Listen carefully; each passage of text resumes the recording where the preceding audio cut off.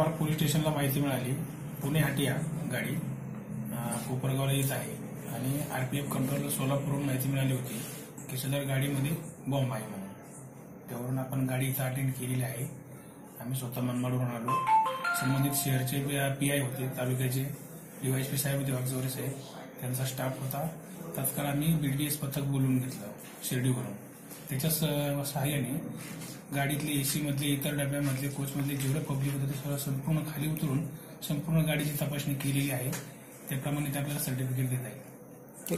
असं काही संशयित वगैरे काही आढळून आलेलं नाही आणि संपूर्ण गाडीची तपासणी झाल्यानंतर सर्व प्रवाशांना आपण गाडी रवाना केलेली आहे. नेमकं ही माहिती कुठून मिळाली होती?